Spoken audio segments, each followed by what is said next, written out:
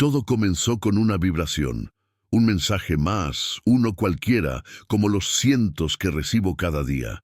No lo abrí de inmediato. Estaba ocupado, distraído. Cuando lo hice, parecía inocente. Un enlace a una supuesta entrega de paquete fallida. Hice clic, sin pensar, sin sospechar. En menos de un minuto perdí el control de mi teléfono y de mi vida. No hubo explosión, ni pantallas negras, ni alarmas. Todo siguió igual, o eso creí. Revisé mis redes, mis correos, mi banco. Todo parecía en orden, pero lo que no vi, lo que se escondía detrás de esa calma, era una puerta abierta. Y del otro lado, alguien ya estaba usando mi nombre, mis fotos, mi voz. En las siguientes 48 horas, personas que no conocía comenzaron a escribirme. ¿Eres tú el que me pidió dinero por WhatsApp? ¿Por qué me estás vendiendo cosas falsas? No entendía nada, hasta que me di cuenta, alguien se estaba haciendo pasar por mí, estaba estafando a otros usando mi número, mi imagen, mi identidad. Intenté denunciar, recuperar el control, cambiar contraseñas, pero era tarde. Lo que habían robado no era solo acceso a mi celular, era acceso a mi confianza, a mis contactos, a mi reputación. Cada minuto que pasaba, más personas eran engañadas creyendo que hablaban conmigo, y yo no podía detenerlo. No sé si tú también podrías caer. Quizás ya lo hiciste y aún no lo sabes, pero esta historia no es solo un testimonio, es una advertencia, porque el verdadero daño no es lo que me hicieron a mí, es lo que hicieron en mi nombre. Y si tú estás viendo esto, tal vez todavía estés a tiempo. No suelo contar estas cosas. De hecho, me costó mucho decidir si debía grabar este video. Pero cada día recibo mensajes de personas como tú, personas que cayeron en trampas digitales sin siquiera darse cuenta. Y si esta historia sirve para que uno solo se salve, entonces vale la pena. Porque esto ya no se trata solo de proteger datos, se trata de proteger tu nombre, tus relaciones, tu dignidad. Cuando alguien se apodera de tu identidad digital, no solo te afecta a ti, puede dañar a todos los que confían en ti, amigos, familiares, compañeros, y lo más aterrador es que muchas veces no lo sabrás hasta que ya sea demasiado tarde. Por eso te pido algo, suscríbete al canal si te importa tu seguridad en línea. Aquí no hablamos de teorías ni de tecnicismos aburridos. Aquí te contamos historias reales o inspiradas en hechos reales que te mostrarán cómo actúan los estafadores, cómo piensan los hackers y cómo puedes protegerte. Si alguna vez recibiste un mensaje extraño, un enlace sospechoso o alguien te pidió datos personales por chat, dale me gusta a este video. No estás solo. Todos estamos expuestos. Y entre más compartamos estas experiencias, más difícil será que los criminales digitales sigan ganando. Y en los comentarios, cuéntame desde qué país nos estás viendo. ¿Alguna vez fuiste víctima de un robo digital? ¿Conoces a alguien que pasó por esto? Quiero leerte. Quiero que este canal sea un espacio donde podamos hablar sin miedo, donde cada historia sirva como escudo para otra persona, porque el conocimiento es defensa. No recuerdo haber hecho nada fuera de lo común ese día. Revisé mis correos, respondí a algunos mensajes de trabajo, almorcé tarde frente a la computadora. Fue después de las 5 de la tarde cuando vi el mensaje en WhatsApp. Provenía de un número desconocido, pero tenía mi foto de perfil. El nombre también era el mío. Por un momento pensé que era un error de sincronización, un fallo del teléfono, pero el mensaje decía: ¿así que ahora ignoras a tus clientes? Me congelé, no entendía nada. Respondí con un simple «perdón» y lo que vino después me dejó helada. La persona del otro lado me envió una captura de pantalla. Era una conversación de WhatsApp con otro usuario, usando mi nombre, mi imagen y ofreciendo productos de inversión falsos, promesas de ganancias rápidas, lenguaje persuasivo y lo peor, El tono se parecía mucho al mío, como si realmente fuera yo la que había escrito cada palabra. La primera reacción fue de negación. Alguien está jugando conmigo, pensé, pero no tardé en recibir más mensajes. 2, 3, 5 personas me escribieron ese día preguntándome si la oferta seguía en pie. Algunos, más agresivos, me acusaban de haberles robado dinero. Uno incluso me dijo, ojalá te metan presa, estafadora de mierda. Fue ahí cuando entendí que esto era mucho más grave de lo que pensaba. Corrí al navegador y busqué mi nombre. Lo que encontré fue aterrador. Habían creado perfiles falsos con mis fotos en Facebook, Instagram y hasta en LinkedIn. El mismo mensaje repetido, asesoría financiera segura, con experiencia comprobada. Usaban mis datos, mis imágenes, incluso frases que yo misma había posteado años atrás. Habían hecho una copia digital de mí, pero con fines criminales. No sabía por dónde empezar. Le escribí a todos mis contactos cercanos pidiéndoles que reportaran esos perfiles. También denuncié las cuentas, una por una. Pero las plataformas tardaban en reaccionar. Algunas ni siquiera contestaban. Mientras tanto, los mensajes seguían llegando. Gente desesperada, pidiendo explicaciones, reclamando su dinero. ¿Cómo explicar que no era yo, si las pruebas parecían decir lo contrario? Lo peor fue cuando mi madre me llamó llorando. Alguien la había contactado por Messenger, usando un perfil con mi cara, diciéndole que estaba en problemas y necesitaba dinero urgente. Ella casi lo transfiere. Solo se detuvo porque el número de cuenta era extranjero. En ese momento, la rabia me invadió. Pasé del miedo al enojo en cuestión de segundos. ¿Cómo se atreven?, gritaba mientras marcaba el número de soporte de la policía cibernética. El oficial que me atendió fue amable, pero realista. Me dijo que estos casos estaban aumentando y que muchas veces era casi imposible rastrear a los culpables. Lo más importante es que informes rápido y protejas tu identidad digital, me dijo. Me aconsejó cambiar todas mis contraseñas, activar la verificación en 2 pasos y hacer una denuncia formal. Pero lo más duro fue escuchar que esto podría seguir por semanas o meses. No dormí esa noche. Revisé cada red social, cada publicación antigua, cada comentario donde pudiera haber expuesto algo personal. Me sentía invadida, vulnerada, como si alguien hubiera entrado a mi casa y hubiera hurgado en mis cosas más íntimas. Porque eso habían hecho. Habían entrado a mi vida digital, habían tomado fragmentos de mí y los habían usado para destruir a otros. Al día siguiente fui a hacer la denuncia. La policía tomó mi declaración, revisaron algunos mensajes y me dijeron que intentarían rastrear la IP, pero que no me hiciera muchas ilusiones. Me sentí impotente. Yo, que siempre fui cuidadosa, que jamás compartí contraseñas, que nunca hice clic en enlaces raros. ¿Cómo había pasado esto? ¿En qué momento se metieron en mi teléfono?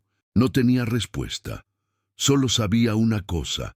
Esto apenas comenzaba. Alguien estaba usando mi nombre, mi imagen, mi confianza, para hacer daño, y yo no iba a quedarme callada. Tenía que contar esta historia. Tenía que advertir a otros, porque lo que me pasó a mí le puede pasar a cualquiera. Y tal vez, si alguien lo escucha a tiempo, pueda evitar el infierno que yo estaba por vivir. Desperté con el sonido de una notificación. Por un instante pensé que tal vez todo había sido un mal sueño. Pero no. Había un nuevo mensaje, otro desconocido exigiéndome explicaciones. ¿Dónde está el dinero que te transferí ayer? Dijiste que hoy vería resultados. Mi estómago se cerró. Respondí con calma. Intenté explicarle que yo no era quien creía. Pero su respuesta fue una amenaza. Si no me devuelves mi plata, te arruino la vida. Como si no estuviera ya rota. Decidí revisar cada una de mis cuentas, empezando por WhatsApp. Entré a los ajustes de seguridad y, para mi sorpresa, noté que había una sesión abierta en un dispositivo que no reconocía. Un Samsung en otra ciudad. Me temblaban las manos. Cerré la sesión inmediatamente, pero el daño ya estaba hecho. No sabía cuánto tiempo llevaban accediendo a mis mensajes, mis contactos, mis fotos. Me sentí desnuda. Fue entonces cuando recordé un detalle mínimo que en su momento no consideré importante. Unas semanas antes recibí un SMS con un supuesto código de verificación de WhatsApp. No lo pedí, pero lo ignoré. Luego, otro mensaje, con un link para asegurar mi cuenta. No lo abrí, pero quizás ya era tarde. Tal vez ahí comenzó todo. Una grieta tan pequeña como un SMS bastó para abrir la puerta a mi infierno. Revisé mi correo electrónico. Había intentos de ingreso no autorizados desde direcciones IP de otros países. También notificaciones de cambios de contraseña que nunca confirmé. Era como si alguien me estuviera desmantelando en tiempo real. Todo lo que había construido digitalmente, mis redes, mi reputación, mi privacidad, estaba siendo tomado por un extraño sin rostro. Me acordé de Julián. Sí, el mismo que conocí meses atrás, el que había desaparecido de la nada. ¿Y si todo esto empezó con él? ¿Y si no fue solo una historia rota, sino una trampa desde el principio? Sentí un escalofrío. Su perfil ya no existía. Lo busqué en cada red, cada número, cada rastro, nada, como si nunca hubiera existido. Como si todo su propósito hubiera sido abrir una puerta para que otros entraran. Ese pensamiento me llevó a otra pregunta. ¿Quién más estaba en peligro? Si tenían acceso a mis mensajes, quizás también habían contactado a otras personas desde mi cuenta. Tal vez mis amigos, mi familia, mis clientes. ¿Qué tipo de mensajes habían recibido? ¿Qué tipo de promesas falsas? Sentí que debía avisar a todos, aunque fuera tarde, aunque me miraran con desconfianza. Publiqué una historia en Instagram contando lo básico, que mi identidad había sido suplantada, que no estaba ofreciendo inversiones, que tuviesen cuidado. Pero fue como lanzar una botella al mar. Algunos reaccionaron con apoyo, otros con sospecha. «¿Y si solo estás cubriéndote?», me escribió una seguidora. Me dolió más de lo que esperaba. En este mundo digital, la verdad no siempre gana.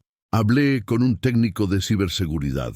Me explicó cosas que no sabía, cómo los hackers clonan chips, cómo acceden a tus cuentas con ingeniería social, cómo un simple clic puede darles el control de todo. Me dijo que probablemente habían hecho una suplantación de SIM, que podía hacer una denuncia formal a la compañía telefónica, pero que muchos casos terminaban en nada. Ese mismo día cambié mi número. Compré otro chip, configuré cada cuenta con autenticación en 2 pasos, usé contraseñas nuevas, más seguras, aleatorias. Pero nada de eso me hizo sentir realmente protegida, porque ya no era solo una cuestión de seguridad, era de confianza. Habían invadido mi espacio más íntimo y no sabía cómo volver a sentirme segura. Esa noche me miré al espejo largo rato. Ya no era la misma, sentía que algo me habían robado, y no solo archivos o identidad. Me habían quitado una parte de mi inocencia digital. Esa sensación de control, de privacidad, de seguridad, me habían enseñado de la peor manera que en Internet nadie está a salvo, y que lo que empieza como una conversación inofensiva puede terminar con toda tu vida en manos equivocadas.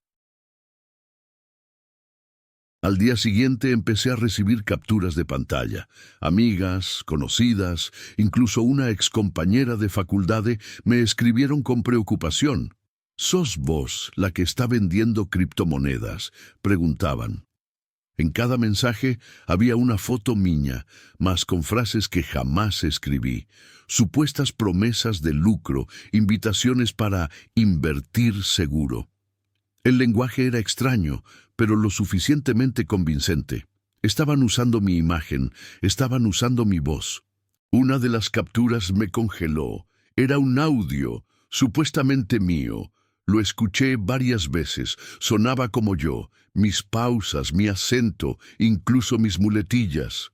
Pero yo nunca dije eso. Era una grabación falsa, creada con inteligencia artificial. ¿Hasta dónde habían llegado? ¿Qué tecnología estaban usando para imitarme tan bien? El miedo se volvió pánico. Ya no se trataba solo de lo que había hecho, sino de lo que podían hacer en mi nombre. Intenté rastrear el origen de los mensajes. Nada concreto. Los perfiles eran falsos, recién creados, sin historial. Fotos robadas de otras personas, nombres comunes, pero la estrategia era clara. Buscaban víctimas vulnerables, mujeres solas, personas que confiaban en mí. Usaban mi rostro para abrir puertas, y yo no podía hacer nada para detenerlos. Era como ver una versión oscura de mí misma recorriendo el mundo digital. Presenté una denuncia formal. Policía, Fiscalía, Centro de Delitos Informáticos. Me pidieron pruebas, capturas, cronología. Lo entregué todo. Prometieron investigar, pero sus rostros decían otra cosa. Este caso será uno más. Me hablaron de saturación, de pocos recursos, de la dificultad de rastrear IPs. Salí de ahí más frustrada que antes. La ley no estaba hecha para protegernos en esta selva digital. Decidí hablar públicamente. Grabé un video corto. Conté mi historia sin detalles íntimos, pero con toda la verdad. Mostré pruebas, advertí a otras personas. No crean todo lo que ven con mi cara. No soy yo. Al principio dudé en publicarlo, pero luego pensé, si me quedo callada, ganan ellos. Si hablo, quizás alguien más se salve. En cuestión de horas, el video se volvió viral. Los comentarios se dividieron. Muchos me agradecieron. Otras mujeres compartieron historias similares. Algunas peores, pero también hubo quienes dudaron. ¿Y si es un invento para limpiar su imagen?, decían. Leí cada palabra como un puñal. Internet tiene memoria corta, pero prejuicios largos. Luchaba contra algo más grande que los hackers. Luchaba contra la sospecha colectiva. Un periodista me escribió. Quería hacer un reportaje. Me pidió una entrevista. Dudé, pero acepté. Aparecí en televisión local, con el rostro parcialmente cubierto. Conté mi experiencia. Mostraron las pruebas. El impacto fue inmediato. Personas de otras provincias comenzaron a compartir casos similares. Era como si mi historia hubiera despertado un enjambre de verdades silenciadas. Días después, una mujer me contactó. Lloraba. Había sido estafada por alguien que usaba mi cara. Perdió sus ahorros. Me dijo que confiaba en mí, que me seguía desde hace años. No supe qué decirle. Me sentí culpable, aunque no era mi culpa. Esa fue la herida más difícil de aceptar, saber que, a través de mí, habían dañado a otros, y que no podía reparar ese daño. Volví a terapia, no solo por el miedo, sino por la culpa, la angustia, la sensación constante de estar expuesta. Mi terapeuta me dijo algo que aún resuena. No sos responsable de lo que hicieron con tu imagen. Sos responsable de cómo te levantás de esto. Y ahí empecé a escribir, a contar, a gritar lo que muchos callan, porque el silencio es el mejor aliado de los criminales digitales. Y así nació este canal, no para dar lástima, no para victimizarme, sino para exponer, para alertar, para acompañar. Cada historia que cuento aquí, cada testimonio, cada relato, es una forma de devolver el golpe, de decir, no más, porque si a mí me pasó, te puede pasar a vos. Y si hablo, quizás vos no caigas. No pasó mucho tiempo antes de que las consecuencias empezaran a brotar como grietas en una pared antigua. Una amiga de la universidad me escribió al WhatsApp. ¿Me mandaste esto?, seguido de una captura de pantalla de un mensaje que supuestamente yo había enviado, pidiéndole dinero urgente para un familiar internado. Me quedé helada. Yo no había enviado nada. Mi número, mi foto, mi manera de escribir, pero no era yo. De inmediato, abrí mis redes sociales. El pánico subía con cada clic. En Instagram, todo parecía igual. Pero cuando entré a Facebook, noté algo raro. Había publicaciones que yo no recordaba haber hecho. Un meme ofensivo, un link a una supuesta promoción de iPhones gratis. Y en mi correo, una lluvia de notificaciones de intentos de acceso desde lugares que no reconocía. Todo era yo, pero al mismo tiempo no lo era. Me sentí como si alguien estuviera caminando dentro de mi casa sin permiso, tocando mis cosas, usando mi ropa. Esa sensación de invasión es difícil de explicar. Era como si me hubieran robado la piel. Llamé a mi operadora de teléfono, les conté lo que pasaba. Me confirmaron que mi número había sido clonado, un duplicado, un gemelo malvado circulando por ahí. Lo siguiente fue aún más desconcertante. Gente con la que no hablaba hace años empezó a escribirme para confirmar si realmente necesitaba ayuda económica. Una excompañera de trabajo me envió el comprobante de una transferencia de $150. Te mandé lo que pude, decía.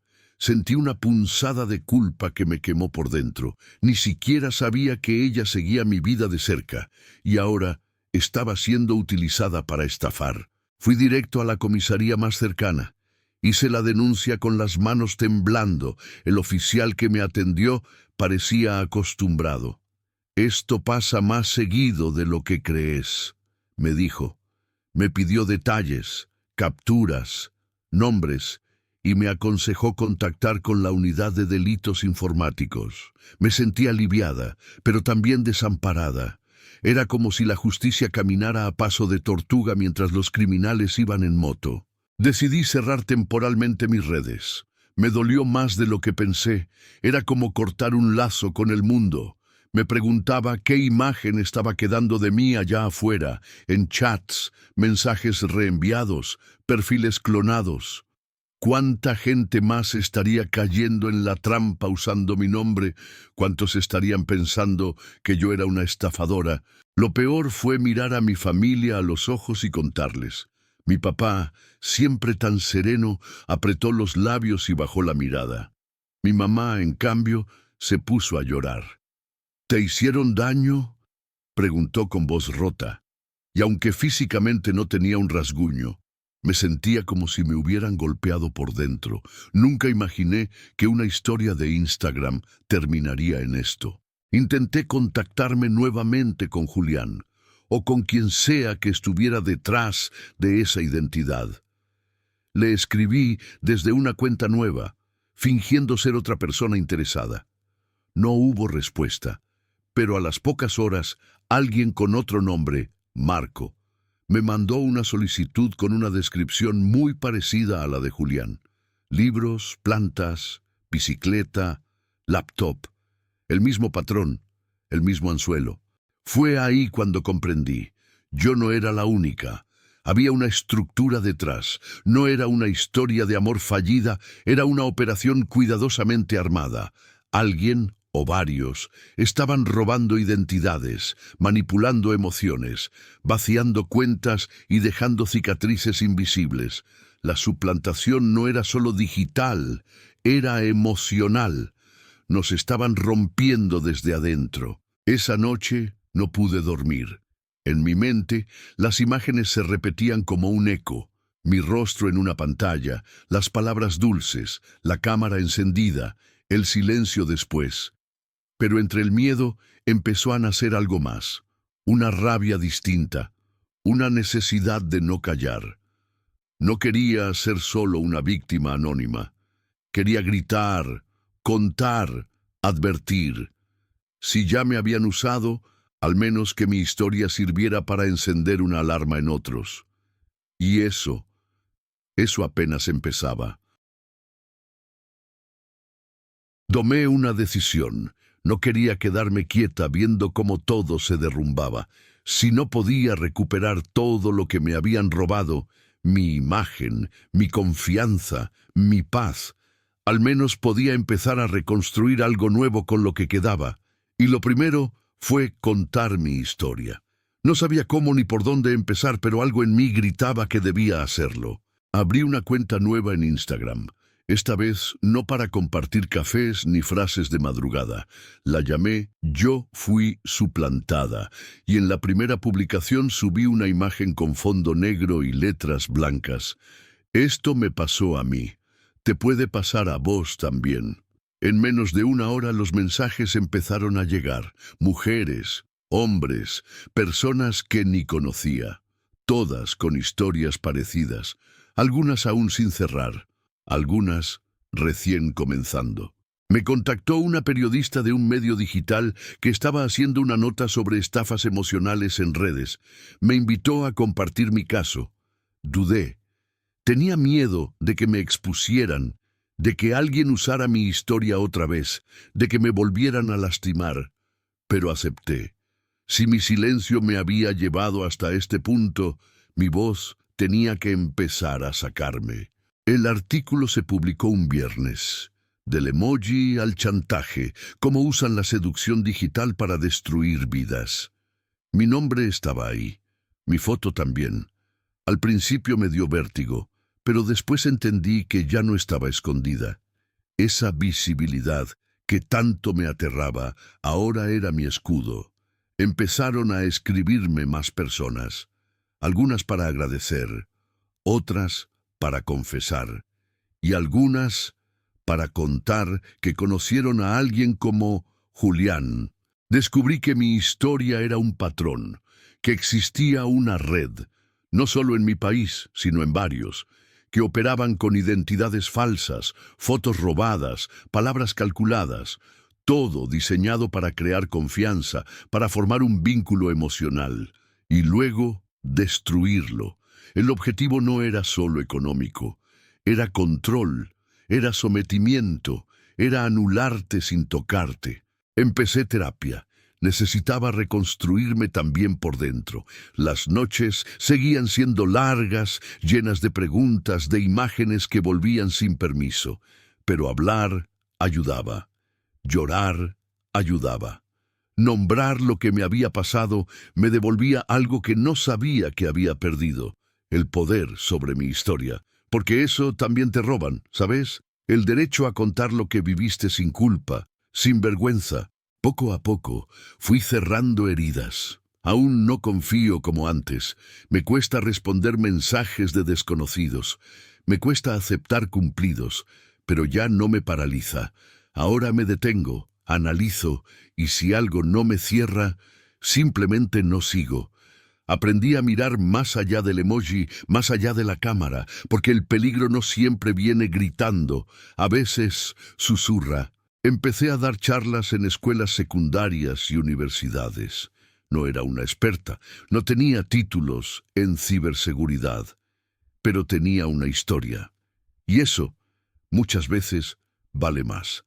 La cara de las chicas cuando les contaba lo que me había pasado. Esa mezcla de espanto y reconocimiento. Algunas se acercaban después. A mí también me pasó algo parecido, decían en voz baja.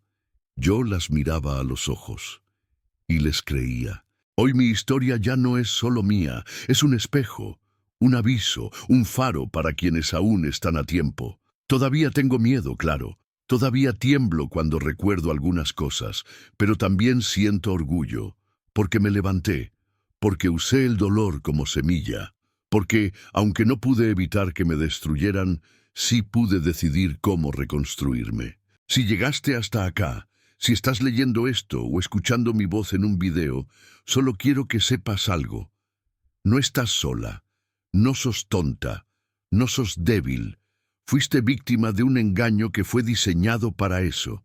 Y lo más valiente que podés hacer es hablar, contarlo y ayudar a que otras no caigan, como yo lo estoy intentando, como vos también podés hacerlo. Hoy entiendo que no basta con tener contraseñas fuertes o activar el doble factor de autenticación. A veces, la verdadera vulnerabilidad no está en los dispositivos, sino en el corazón. Nos enseñan a proteger nuestros datos, pero no nos enseñan a proteger nuestras emociones en lo digital. Esa fue mi brecha, por ahí entraron. Contar esta historia fue una forma de cerrar el círculo, de devolverme algo de lo que me habían quitado. Y si mi voz logra que alguien más dude antes de encender su cámara o piense 2 veces antes de entregar su confianza a un desconocido, entonces todo esto habrá valido la pena, porque no se trata solo de prevenir, sino de entender que detrás de cada pantalla hay una persona real y también un posible depredador.